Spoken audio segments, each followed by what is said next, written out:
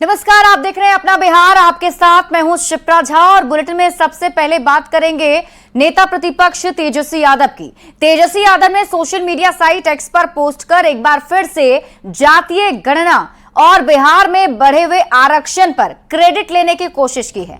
तेजस्वी यादव ने social media site x पर post करके लिखा है, जो आपके टीवी स्क्रीन पर हम आपको पोस्ट दिखा रहे हैं, और साथ ही साथ आपको बताएं, उन्होंने इस पोस्ट में लिखा है, जातीय गणना के लिए आरजेडी ने कठिन संघर्ष किया। महागठबंधन की सरकार में जातीय गणना हुई। 17 महीने में जातीय गणना कर आंकड़े प्रकाशित किए गए। आरक्षण की सीमा बढ़ाकर 75% कर दी गई। केंद्रीय गृह मंत्री से 9वीं अनुसूची में डालने का आग्रह भी किया गया। एनडीए सरकार ने इसे साफ इनकार कर दिया।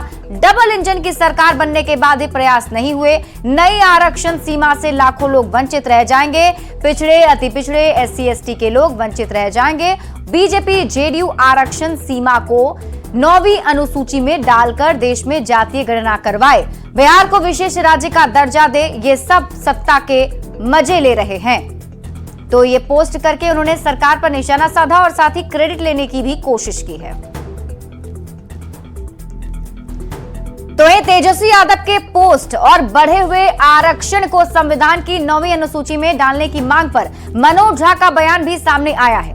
मनोज झा ने कहा है कि 9वीं अनुसूची में डालना इसलिए जरूरी है ताकि आने वाले बहाली में पिछड़ों और अति पिछड़ों को इसका लाभ मिल सके। अगर बिहार सरकार इसे केंद्र सरकार से सुनिश्चित नहीं करवा पाती है तो ये दोनों की मिलीभगत है। यह जातिगत सर्वेक्षण से जब नीतीश जी और तेजस्वी जी साथ साथ थे, तब नीतीश जी सामाजिक न्याय के बड़े प्रबल मतलब हर बात में तस्दीक करते थे जो तेजस्वी जी कहते थे।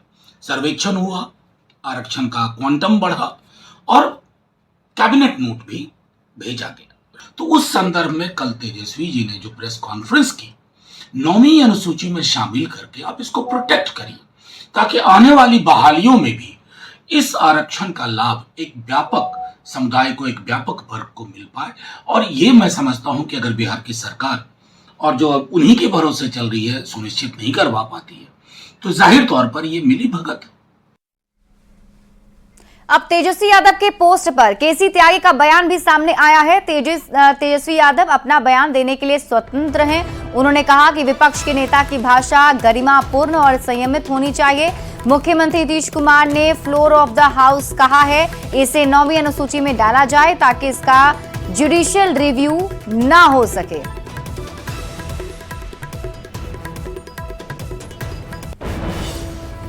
तेजस्वी यादव जी विपक्ष के नेता अपनी बात कहने के लिए स्वतंत्र हैं, लेकिन उनकी भाषा संयत और गरिमापूर्ण होनी चाहिए। विधानसभा में Nitish Kumar ji on the floor of the house कह चुके हैं कि हम चाहते हैं कि ये 9वीं सूची में जाए ताकि जुडिशियल रिव्यू का हिस्सा न बन सके। तो तेजस्वी यादव के पोस्ट पर सियासत गर्मा गई है। हम आपको तेजस्वी यादव का वो पोस्ट भी दिखा रहे हैं जिसमें उनकी तरफ से ये आरोप लगाया जा रहा है कि दोनों ही डबल इंजन की सरकार जो है काम नहीं कर रही है बल्कि सत्ता के सुख भोग रही है। अब तेजस्वी यादव के पोस्ट पर सियासत गर्मा गई है। बीजेपी ने तेजस्वी पर झूठ बोलने का आरोप लगा दिया है तो जेडीयू ने तेजस्वी यादव के क्रेडिट पॉलिटिक्स पर पलटवार कर दिया है। आरजेडी ने कहा कि 17 महीने का तेजस्वी का कार्यकाल ऐतिहासिक है।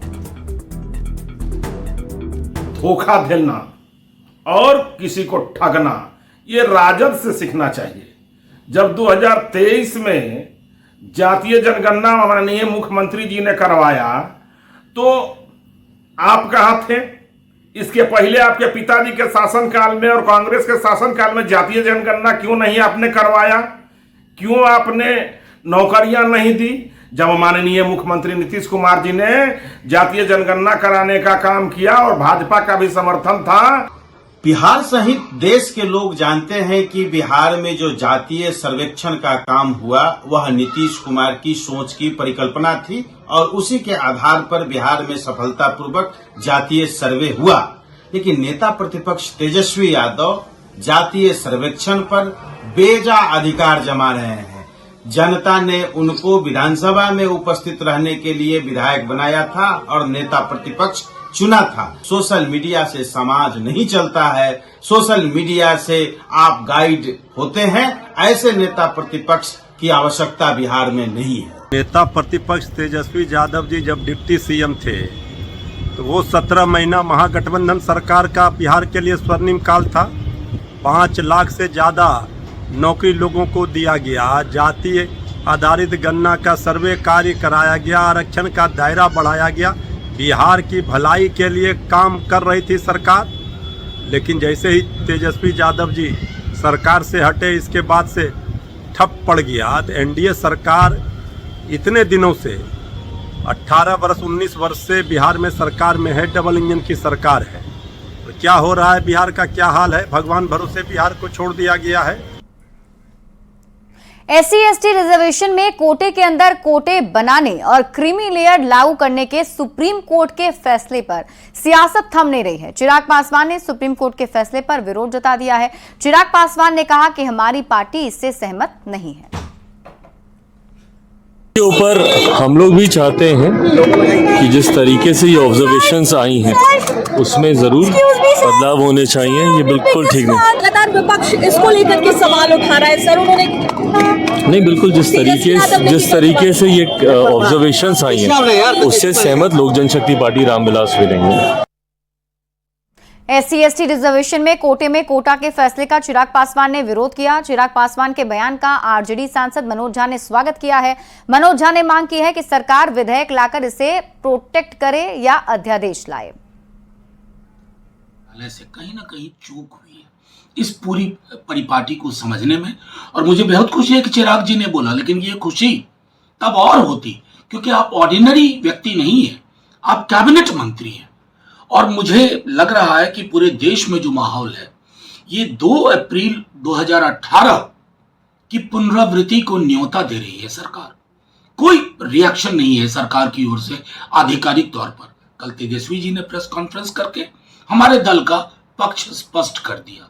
मैं समझता हूं कि उसी दृष्टिकोण से सरकार या तो इस सत्र में विधेयक लाए और प्रोटेक्ट करे, या अगर सत्र के बिजनेस इजाजत नहीं देते हैं तो अध्यादेश ला करके इसको सुनिश्चित किया जाए।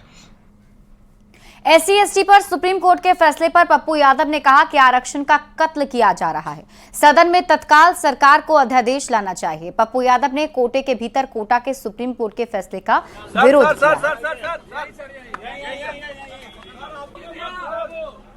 सुप्रीम कोर्ट का जो एक आदेश आया है ST/SC में क्रीमी लेयर को लेकर के, इस पर बड़े समीक्षा की जरूरत है। एक तरफ आरक्षण को लगातार कत्ल करने की, दूसरे तरफ आरक्षण जब बिहार में या तमिलनाडु में पहले भी दिया गया 67%, उसके बाद मेरा एक आग्रह है, सिर्फ यह कहना कि नीतीश कुमार जी यदि डबल इंजन इसको अध्यादेश नहीं ला पाते हैं, अब ST/SC में जिसकी आर्थिक, सामाजिक, शैक्षणिक आज भी 1.7 से ऊपर नहीं है और वहां भी क्रीमी लेयर की बात होगी, तो निश्चित रूप से एक समीक्षा की जरूरत है और उस पर अध्यादेश लाने की जरूरत है। ईडी रेड की आशंका को लेकर राहुल गांधी के पोस्ट पर सियासत जारी है। राहुल गांधी ने दावा किया है कि उनके घर ईडी की रेड हो सकती है। छापेमारी की प्लानिंग की जा रही है। केंद्रीय मंत्री गिरिराज सिंह ने राहुल गांधी पर हमला बोला और कहा कि राहुल गांधी सिर्फ झूठ बोलते हैं, झूठ की खेती करते हैं, काठ की हांडी बार बार नहीं चढ़ती है। झूठ का खेती करते हैं और नैरेटिव झूठ का करते हैं, काठ की हांडी बार बार नहीं चढ़ती। वहीं राहुल गांधी पर ईडी की रेड की आशंका पर बिहार कांग्रेस अध्यक्ष अखिलेश सिंह का भी बयान सामने आया है। अखिलेश सिंह ने कहा कि कोई कितना भी छापेमारी कर ले, कांग्रेस की आवाज को कोई दबा नहीं सकता है। जितना कराना है कराए, लेकिन कांग्रेस की आवाज को ये सरकार दबा नहीं सकती। और बीजेपी मिशन 2025 में अभी से ही जुट गई है। विधानसभा चुनाव की तैयारी को लेकर बीजेपी कोर कमेटी की अहम बैठक होने जा रही है। इस बैठक में भाग लेने के लिए प्रदेश प्रभारी विनोद तावड़े, केंद्रीय मंत्री गिरिराज सिंह के साथ साथ बीजेपी के कई नेता दिल्ली से पटना पहुंच गए हैं। बीजेपी बिहार विधानसभा उपचुनाव और आने वाले विधानसभा चुनाव की तैयारी को लेकर आज कोर कमेटी की महत्वपूर्ण बैठक करने जा रही है।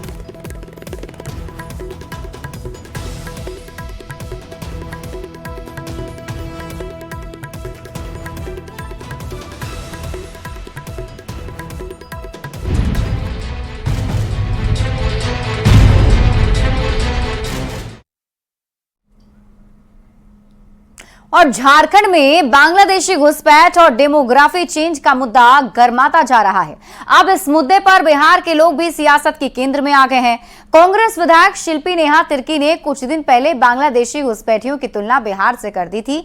अब हेमंत सोरेन ने विधानसभा में डेमोग्राफी और घुसपैठ के मुद्दे पर बिहार के लोगों का बिना नाम लिए ऐसी बात कह दी, जिससे कि सियासी बवाल मच गया। हेमंत सोरेन एक तरह से शिल्पी नेहा तिर्की के बयान का समर्थन करते नजर आए। हेमंत सोरेन ने विधानसभा में डेमोग्राफी को लेकर बड़ा दावा कर दिया। हेमंत सोरेन ने कहा कि बीजेपी के लोग डेमोग्राफी चेंज की बात करते हैं तो इन लोगों से पूछा जाए कि रांची, धनबाद, बोकारो और जमशेदपुर में आबादी किसने बढ़ाई है। सीएम हेमंत सोरेन ने बिहार के लोगों का नाम नहीं लिया, लेकिन उनका इशारा बिहार की तरफ ही था। रांची में पॉपुलेशन किनके वजह से बढ़ा है? धनबाद में किसके वजह से बढ़ा है? जमशेदपुर में किसके वजह से बढ़ा है? बोकारो में किसके वजह से बढ़ा है?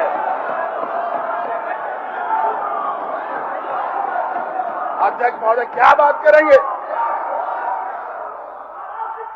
अध्यक्ष महोदय जो विषय लेके ये आते हैं, घुसपैठी, बांग्लादेशी, अध्यक्ष महोदय ये सारी चीजें, आवागमन जो है इस तरीके का अध्यक्ष महोदय, या तो हवा से होता है, या तो पानी से होता है अध्यक्ष महोदय, या तो जमीन से होता है। रांची में जो डेमोग्राफी चेंज हुआ है और यहाँ के आदिवासी मूलवासी कालीन में जैसे गंदगी को समेटा जाता है कि धूल को नीचे कालीन के नीचे ढांक दिया जाता है, उस तरह से इन लोगों ने यहाँ के आदिवासी मूलवासी को कहीं कोना खोमचा स्लम्स में ढकेल के रख दिया है। डेमोग्राफी चेंज का यहाँ क्यों नहीं बात करते? रामगढ़ में आज मुखिया कौन बनता है? बिहारी लोग बनते हैं, बिहार से आके। वो सब चीज़ें नहीं दिखती हैं इनको, उसके बारे में इनको बात करना चाहिए। उसके बाद संथाल के बारे में भी हम लोग बात करेंगे। डेमोग्राफी और बांग्लादेशी घुसपैठ पर उठे सवाल पर झारखंड के सीएम हेमंत सोरेन के बयान पर बीजेपी ने तंज कसा है। बिहार के डिप्टी सीएम सम्राट चौधरी ने पलटवार करते हुए कहा है कि CM Hemant Soren vote bank की और तुष्टीकरण की राजनीति करते हैं। साथ ही ये भी आरोप लगाया कि जो लोग बिहार की तुलना बांग्लादेशी घुसपैठ से कर रहे हैं वे भारत के नागरिक नहीं हो सकते। हेमंत सोरेन ने एक बयान दिया है जिसके बाद बिहार में भी सियासत काफी गर्मा गई है। सर, बांग्लादेशी अवैध घुसपैठिए की चर्चा चल रही थी सदन में, बीजेपी के नेता उठा रहे थे और डेमोग्राफी के बदलाव की बात हो रही थी। इसी में हेमंत सोरेन ने झारखंड के 3-4 जिला के नाम लेके बोला कि वहां पे बिहार के लोग भी बड़ी संख्या में आ गए जिनकी आबादी बढ़ रही है। नहीं, मैं ये कहना चाहता हूं, आदिवासी के कल्याण के लिए सरदेय अटल बिहारी वाजपेयी जी ने उस राज की कल्पना की। ये लोग तो सो गए थे, कोई आंदोलन नहीं कर रहे थे, लेकिन भारतीय जनता पार्टी के नेतृत्व ने तय किया कि अलग झारखंड बनाएंगे। हम लोग को पीड़ा होती थी, हम विधायक के तौर पर थे, कि लगता था कैसे हमारा भाई बट रहा है। हमारे घर के 40 किलोमीटर की दूरी पर झारखंड है। देखिए, ये जो हेमंत सोरेन जी अभी नए राजनीति में आए हैं, अभी 10 साल हुआ होगा, 15 साल हुआ होगा, उनको पूरे झारखंड का डेमोग्राफी पता नहीं है। आदिवासी के कल्याण के लिए भाजपा के नेतृत्व ने उस राज का कल्पना किया और उसमें कोई बांग्लादेशी आ जाए, ये तो पूरा बिहार था ना, यूनाइटेड बिहार था। 2000 में बटे हैं, हम लोगों ने सहयोग करके झारखंड बनाया है। तो स्पष्ट तौर पर आज जो वहां का नेतृत्व है उसको लगता है कि हमारा वोट कैसे ठीक होगा, तुष्टीकरण के चक्कर में पड़े हैं। तो ये सब कुछ वोट बैंक के लिहाज से ही इस तरह का बयान दिया गया है। एकदम ये तुष्टीकरण है। तुष्टीकरण के चक्कर में बांग्लादेशी हिंदुस्तानी नहीं हो सकता है। इसको 1947 में ही हिंदुस्तान और पाकिस्तान हो चुका है।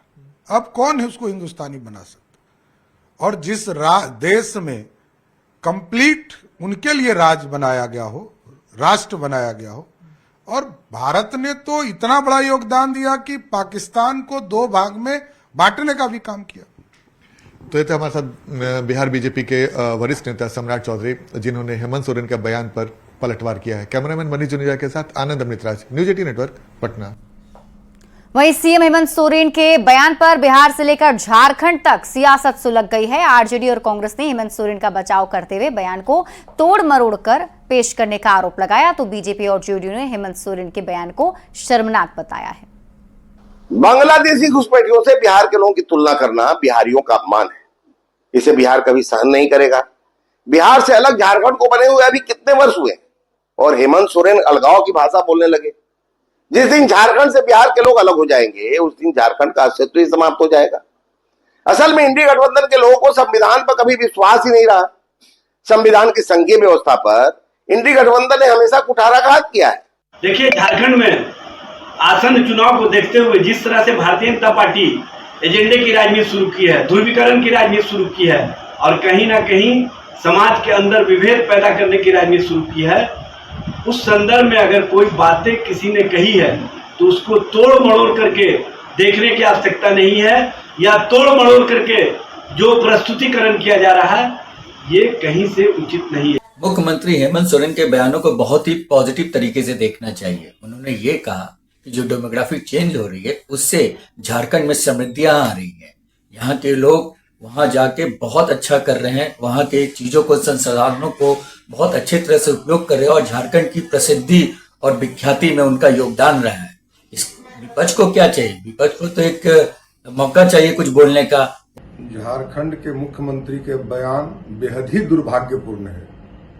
ये उनको समझ में नहीं आता है कि बांग्लादेशी घुसपैठिए वहीं बढ़ते हैं जहां पर अलगाववादी विचारक मुख्यमंत्री होते हैं या भ्रष्टाचारवादी मुख्यमंत्री होते हैं। झारखंड बिहार का भाई है। आज अलग होने के बाद इस तरह का बयान देना, मैं उनके बयान की कड़ी निंदा करता हूं। अभी जेल की सलाखों से बाहर निकले झारखंड के मुख्यमंत्री श्री हेमंत सोरेन जी का बयान निहायत ही आपत्तिजनक और शर्मनाक भी है। ऐसा लग रहा है कि जेल में रहते रहते वो मानसिक तौर पे पूरी तरह से इंसॉल्वेंट हो चुके हैं। उनसे सवाल जब बांग्लादेशी घुसपैठियों से के बारे में किया जाता है तो उस पर रिलेवेंट जवाब ना देकर के ये बेतुका उनका जवाब देना ये साबित करता है। और ये भूल गए इस बात को क्या कि यही बिहार की धरती और यही बिहार है जहां पे उन्होंने अपना लालन पालन, शिक्षा, दीक्षा सब इसी की मिट्टी से उन्होंने प्राप्त किया है। जेडीयू के मुख्य प्रवक्ता केसी त्यागी ने झारखंड के मुख्यमंत्री हेमंत सोरेन को नसीहत दी और केसी त्यागी ने कहा कि उन्हें इस तरह की भाषा का इस्तेमाल नहीं करना चाहिए। महाराष्ट्र और पंजाब समेत कई राज्यों में बिहार के लोगों के साथ इस तरह का व्यवहार किया जाता है, लेकिन हेमंत सोरेन को इससे बचना चाहिए। श्री हेमंत सोरेन को बिहार की जो जनता है, बिहार के जो लोग हैं, बिहार का जो जनमानस है, उनके लिए इस भाषा का इस्तेमाल करना नहीं चाहिए। इस भाषा को तो महाराष्ट्र में, पंजाब में और कई जगहों पर लोग बोल करके बिहारियों का अपमान करते रहते हैं। हेमंत सोरेन को इससे दूरी बचा करें। पटना में इंडस्ट्री गोलमेज बैठक का आयोजन किया गया, जिसमें केंद्रीय खाद्य प्रसंस्करण मंत्री चिराग पासवान शामिल हुए। इस बैठक में फूड प्रोसेसिंग के संभावित अवसरों पर चर्चा की गई। साथ ही वर्ल्ड फूड इंडिया 2024 पर भी चर्चा हुई है।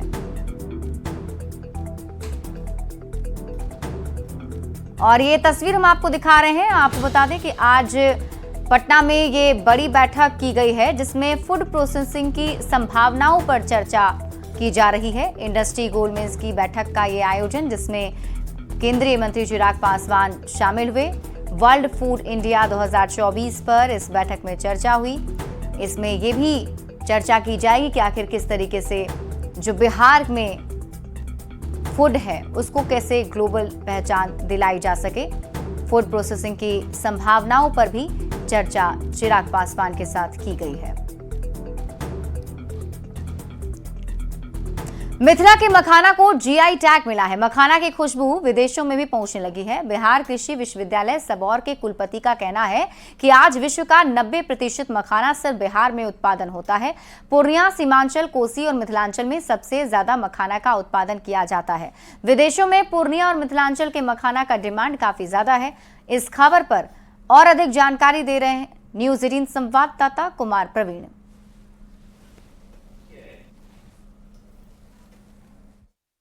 मखाना बिहार में होता है और बिहार का अधिकांश मखाना पूर्णिया, सीमांचल, कोसी और मिथिलांचल में होते हैं। और मैं अभी मौजूद हूँ हरदा में और आप देख सकते हैं कि यहाँ पर किस तरह से मखाना का कारोबार होता है। हमारे साथ यहाँ मखाना के व्यवसायी हैं सुमित जी, इनसे बात करते हैं। सुमित जी, मखाना का आप लोग किस तरह से कारोबार करते हैं और कहाँ कहाँ सप्लाई करते हैं? सबसे पहले तो न्यूज़ 18 को बहुत बहुत धन्यवाद। और मखाना मतलब जो है कि पूर्णिया से मतलब पैन इंडिया मतलब बेंगलोर हो गया, दिल्ली हो गया या बड़ा बड़ा मल्टी शहर जो है वहाँ पे चले जाता है मखाना। और आते हैं देश से बाहर की बात, देश से बाहर अभी मखाना जैसे हम अभी एक्सपोर्ट कर रहे हैं, अभी जस्ट एक क्लाइंट कुछ देर में आने वाली है जर्मनी से। हम पहले कनाडा कर ही रहे हैं, यूएई कर रहे हैं, यूएस कर रहे हैं, दुबई कर रहे हैं। अब जीआई टैग से ये एक फ़ायदा हो गया कि नहीं, जीआई टैग में मतलब बिहार का ये मखाना है, इससे एक फ़ायदा हो रहा है। तो कितना डिमांड है यहाँ का मखाना? जब से जीआई टैग आया है तो मखाना में 10 से 12% का बढ़ोतरी हुआ है। और ये है मखाना व्यवसायी सुमित जी, और इनका कहना है कि जब से ये जीआई टैग हुआ है मिथिला मखाना का और पैकेजिंग शुरू हुआ है, तब से मखाना का डिमांड काफ़ी बढ़ गया है। और ना सिर्फ अपने देश में बल्कि विदेशों में भी पूर्णिया और सीमांचल का मखाना जा रहा है और लोगों के बीच मखाना की खुशबू फैल रही है। कुमार प्रवीण, न्यूज़ 18, हरदा। पूरे हिंदुस्तान में जितना भी मखाना होता है उसका करीब 90% मखाना बिहार से होता है और उसमें जो अग्रणी रोल है वो हमारे यूनिवर्सिटी का है। जीआई जो प्राप्त हुआ वो हमारे विश्वविद्यालय की ही देन है कि जीआई मिला, और जीआई मिलने से ही बिहार राज्य की और मखाना की ख्याति हिंदुस्तान में नहीं बल्कि विदेशों में, अनेक देशों में गया। 28 तारीख में जो 30,000 से 35,000 के बीच में बिक रहे थे मखाना गुड़िया, उसका रेट फिर 1 तारीख से 28 के बाद वो हो गया 20,000, 21,000, 15,000, 17,000 इस। और फिलहाल इस बुलेटिन में अभी के लिए बस इतना ही। आप देखते रहिए न्यूज़ 18 बिहार झारखंड।